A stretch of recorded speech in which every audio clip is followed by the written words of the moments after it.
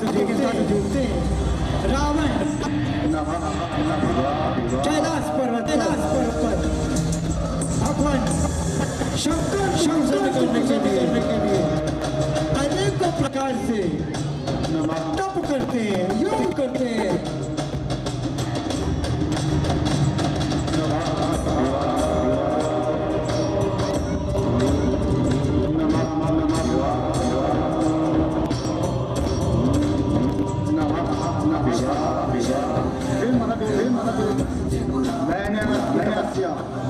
वर्षों से की है। अब मैं आपके लिए अपने शीश निकाश करूंगा ताकि आपको प्रसन्न हो जाइए, महादेव प्रसन्न हो जाइए। रावण अपने शीशों में शीश काट करके भगवान शंकर के चरणारविंदों में समर्पित होते हैं। वापस आकर के सारे झूठ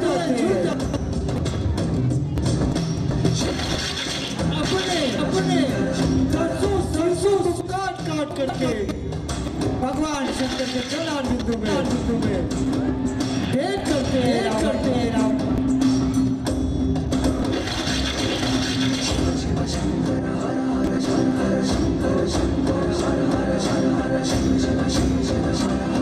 कठिन से करते अपने प्रभु को जाने के लिए।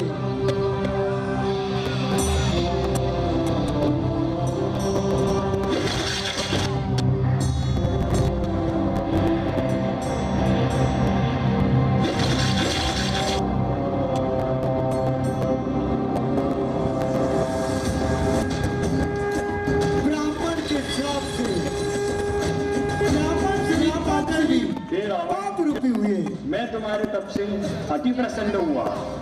तुमने जो मुझे शीश काट कर अर्पित किया है, आज से संसार तुम्हें दशानन के नाम से जानेगा।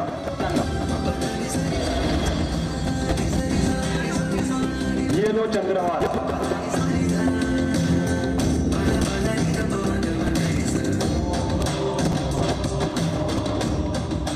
अनुग्रह महादेव, अनुग्रह।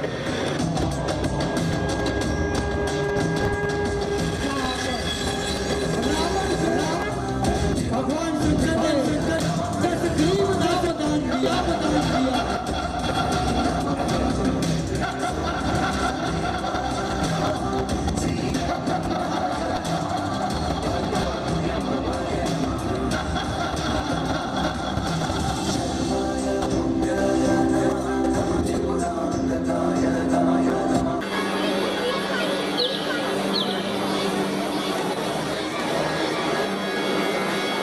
रावण तुम करे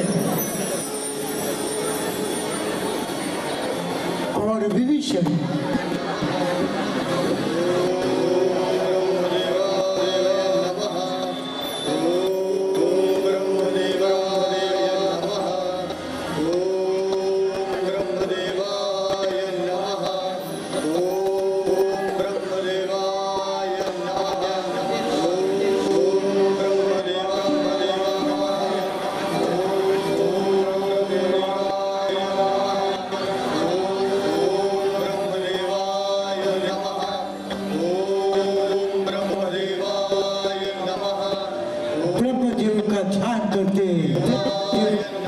उनका जाप करते हैं, ब्रह्मदेव प्रकट होते हैं।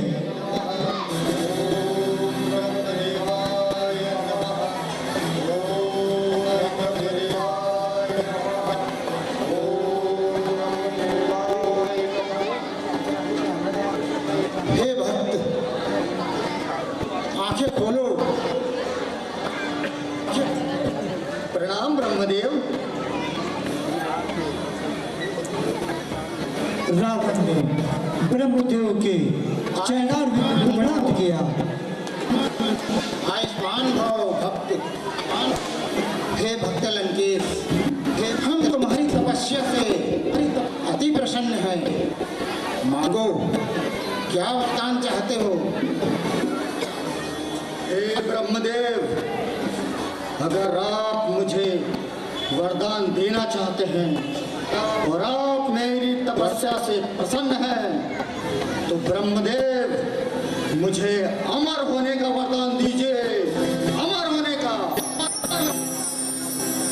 हे भक्त रावण, अमरता का वरदान तो हम तुम्हें नहीं दे पाएंगे क्योंकि इस संसार में जो भी आया है उसे एक न एक दिन मरना ही है। यहाँ तक कि हम देवगण भी अमरता नहीं कर सके हैं।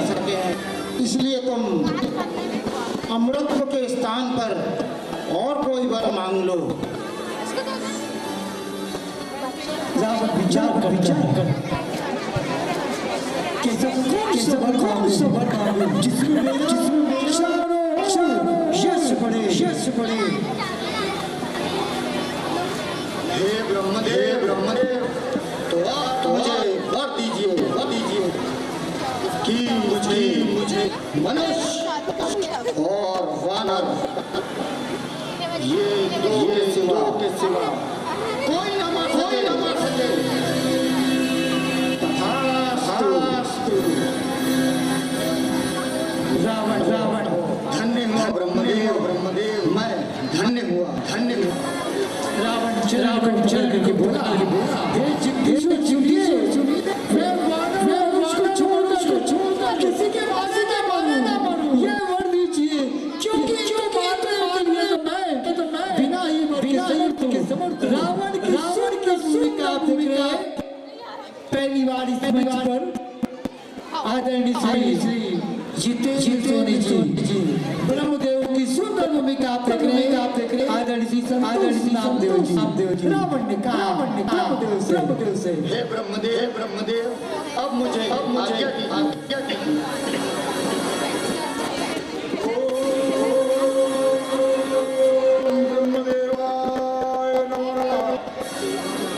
फिर ब्रह्मदेव कुंभकर्ण के पास इनके तप करके कुछ कहते हैं।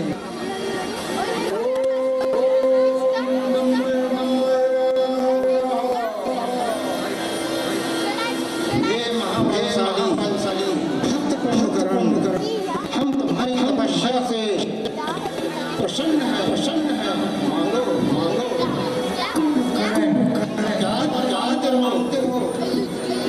सुंदर भूमिका देख रहे कुंभकर्ण की आदरणीय श्री विजय जीतवे। मांगो भक्त कुंभकर्ण, तुम हमसे क्या वरदान चाहते हो? श्री इलाज करेंगे। क्या बात है?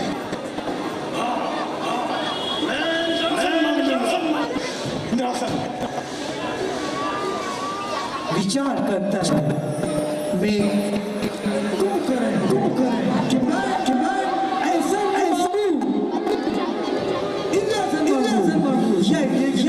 करके माता सरस्वती जी विचार करती है कि यदि इसने ऐसे वर मांग लिए जिससे ब्रह्मदेव दे दिए तो सारी सृष्टि हो जाएगा।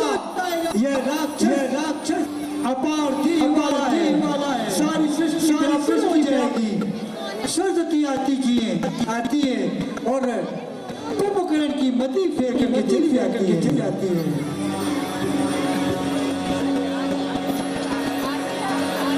कुंभकर्ण की चिड़िया में विराजमान हो जाती है मां सरस्वती।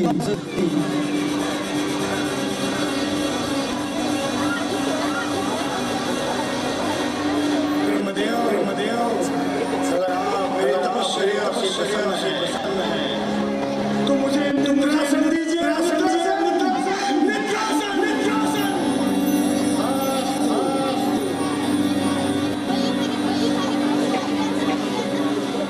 ब्रह्मदेव ने तथास्तु कह दिया।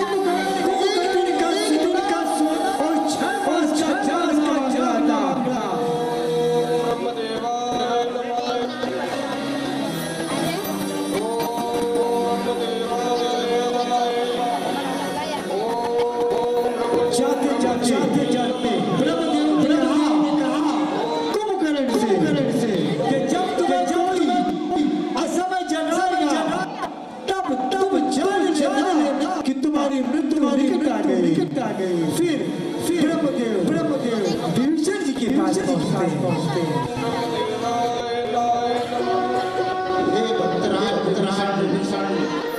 हम तुम्हारी तपस्या से अति प्रसन्न हैं। मांगो हमसे क्या वरदान मांगना चाहते हो? विभीषण जी इच्छित वर शीघ्र मांग लो। विभीषण जी ने किया ब्रह्मदेव को सुंदर भूमिका देते हैं। विभीषण जी की आदरणीय श्री चौरसिया जी। हे ब्रह्मदेव, आप मुझे भगवान श्री हरि की चरणों की सेवा दीजिए और भगवान श्री हरि के दर्शन के ऐसा दीजिए। ऐसा ही होगा। तुम्हें शीघ्र ही नारायण के दर्शन होंगे। यह हमारा आशीर्वाद है। बोलिए भगवान श्री हरि की जय। विभीषण जी ने ब्रह्मदेव की जय। कि भगवान के चरण कमल लो।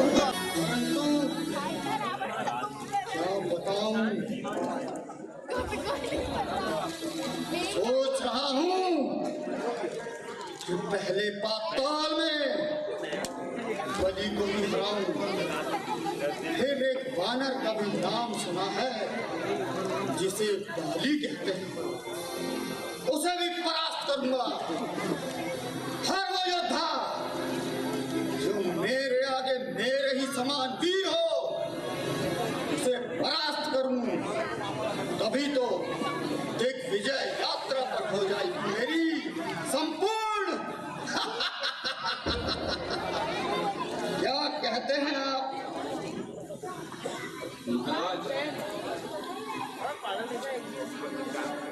आपका विचार अति उत्तम है। तो ठीक है, अभी से मैं दिग्विजय यात्रा का आरंभ करता हूँ और सबसे प्रथम पाताल लोक में बलि के ही पास जाता हूँ। सभा बर्खास्त। के राजा बलि के नगर को पहुंचता है।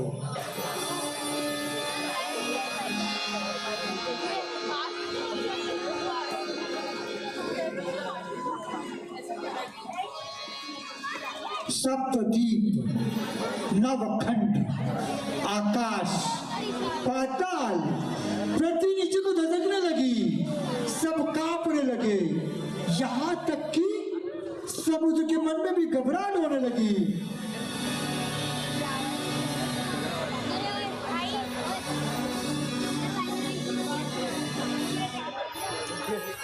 राजा बलि के दरबार पर पहुंचता है।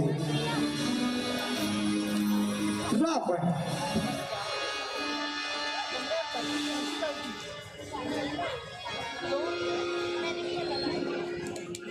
ओ राजा बलि, सुन, मैंने संपूर्ण नागलोक, नवखंड, सप्तद्वीपों को जीत चुका हूँ और अब मैं तेरे पास आया हूँ। या तो मेरी दास्ता स्वीकार कर, अन्यथा मुझसे युद्ध कर।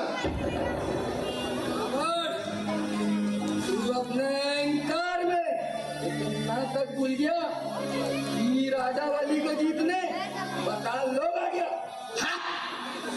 सुन, ध्यान से सुन, यदि तू इतना ही बलशाली है तो मेरे पूर्वजों के कवच और कंडल अनेक मात्र लाकर दिखा दे। ये राजा बलि शपथ देता है कि तेरे अधीन हो जाएगा।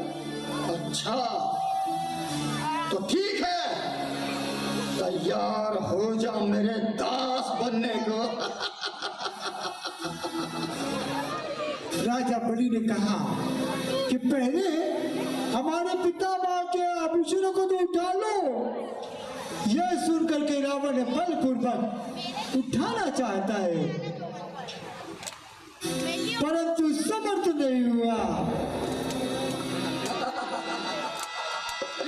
राजा बलि बोले, बस इसी पुरुषार्थ से तो जय की इच्छा करते हो। जिन्होंने ये आभूषण शरीर में धारण किए वे क्षण मात्र में मारे गए, तो तू क्या चीज है रावण?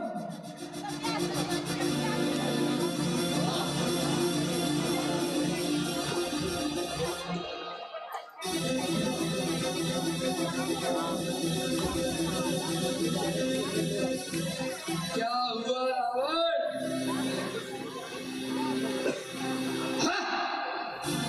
इसे तो मेरे पूर्वज तक नहीं उठा पाए, तू क्या उठा पाएगा? ठीक है बलि, जब समय आएगा तो तुझे भी देखा जाएगा। चले जा। यहाँ से लज्जित होकर के रावण चला। ओम गणेशाय नमः। हे बलि, ओम गणेशाय। बगला का साथ तप करने वाले, छोड़ इस तर्पण को। चला मेरी दास्ता स्वीकार कर, अन्यथा मुझसे युद्ध लड़। रावण चला जा, मैं अभी सूर्य को जल तर्पण कर रहा हूँ। अरे तूने अगर मुझसे युद्ध नहीं किया तो ये तेरा जल तर्पण किसी काम का ही नहीं है, व्यर्थ है, सब व्यर्थ है।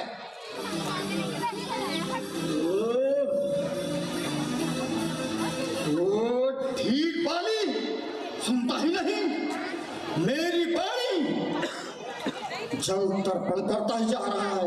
ठहर ठहर, अभी तुझे तेरे पैरों से पकड़कर भूमि पर ही पटक देता हूँ। गणेशाय नमः। राजा बाली भगवान सूर्य को जल चढ़ाते हैं, गणेशाय। क्रोधित होते हैं, रावण को अपनी काख में दबा लेते हैं। हे नाथ, बहुत छोड़ प्रकार से दीजिए। ये मेरी सहेली के पति देव है। मेरी विनती है महाराज आपसे, उन्हें छोड़ दीजिए। जा, भाग जा, तारा के कहने पे तुझे छोड़ दिए देता हूँ। ओम गणेशाय नमः। ओम गणेशाय नमः।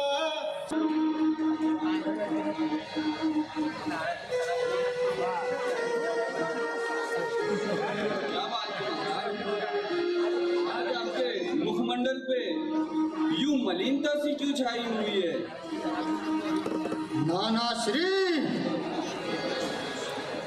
आप तो जानते ही हैं कि मैंने अपनी दिग्विजय यात्रा पाताल से प्रारंभ की।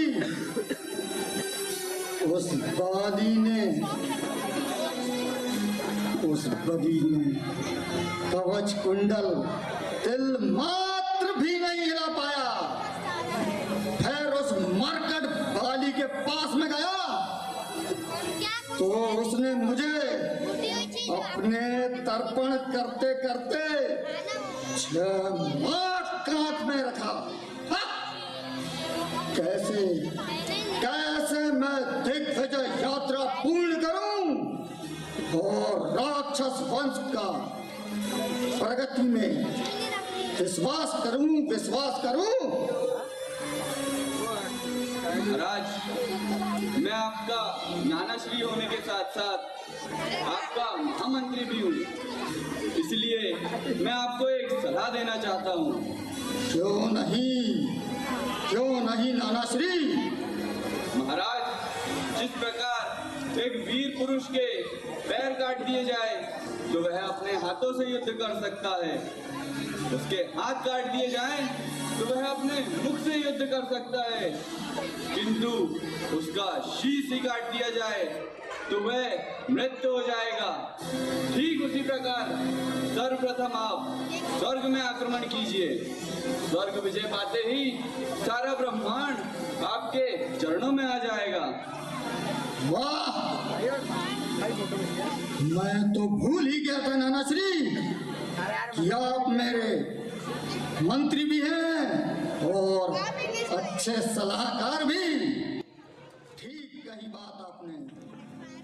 अब मैं इंद्र को ही विजय करके संपूर्ण संसार में राक्षस प्रजाति का ध्वजा लहरा दूंगा। चारों तरफ से एक ही आवाज आएगी, लंकेश